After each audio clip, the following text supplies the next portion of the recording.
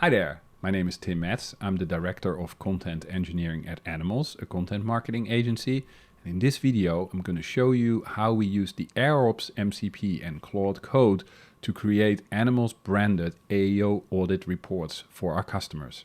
In another video, I already showed you how we have a series of commands in Claude Code that help us to determine which prompts to track in AirOps and then also pull that data out of AirOps. That's what we're also doing here, pulling the data that we're tracking in AirOps out of AirOps using their MCP, but then using that information with the Claude Code command to create reports. We can create several different reports.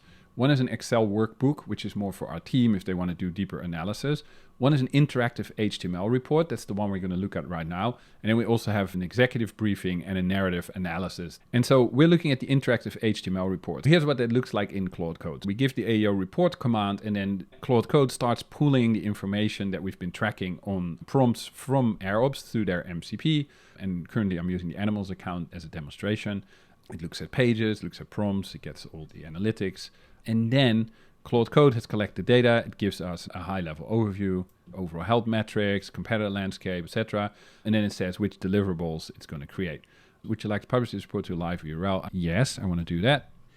And so our whole team is using Claude Code, and these commands are available to everybody. Not everybody is an AI or content engineer, but these have been set up in such a way that you see it's very narrative and very descriptive. So everybody can use this even if they're not super technical. And so here you see on this link, we then get a fully branded Animalz report that has all the details that you might want to have, topics, position, pipeline, pages at risk. Everything is included here. People can click in.